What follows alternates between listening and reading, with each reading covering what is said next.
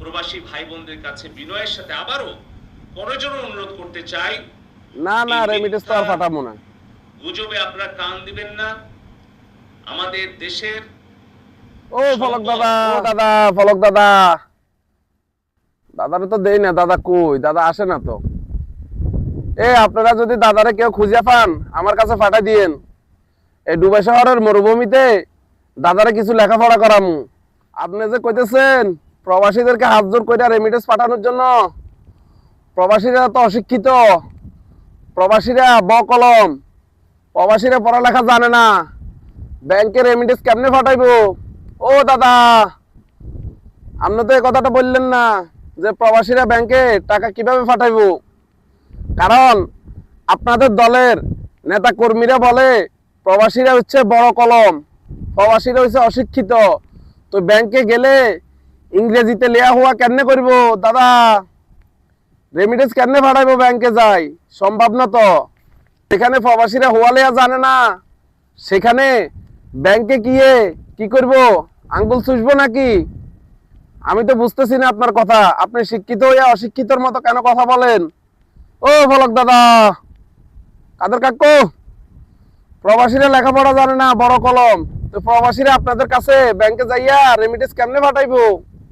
শিক্ষিত হইয়া অশিক্ষিতর মতো কথা বলেন।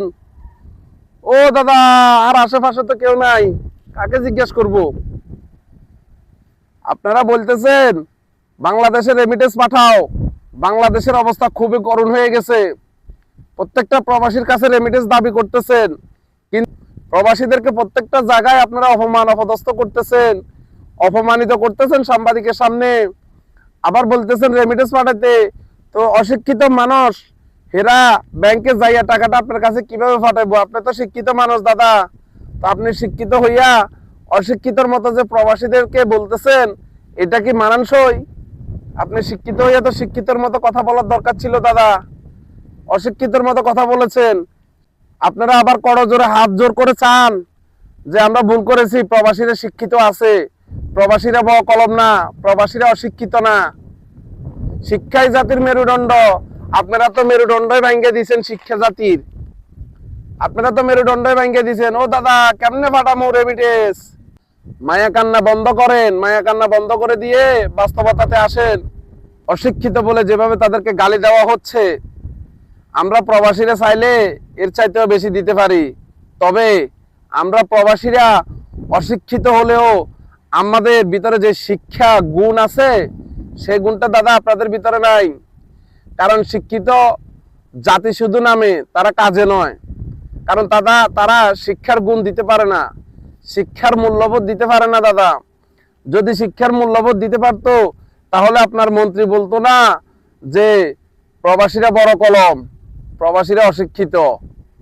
যারা প্রবাসে আছে তারা লেখাপড়া জানে না, অশিক্ষিত, এই জন্য বিদেশে গিয়ে 2-4 পয়সা টাকা কামায় রেমিটেন্স পাঠায় আমাদের বাংলাদেশে। আপনাদের টাকা দিয়ে আসছিলাম নাকি আপনারা আমাদেরকে কোনো প্রবাসী ব্যাংক থেকে সহযোগিতা করেছেন, নাকি কোনো আপনারা মন্ত্রণালয় থেকে কোনো কিছু আমাদের জন্য সুযোগ সুবিধা লিখে রেখেছেন?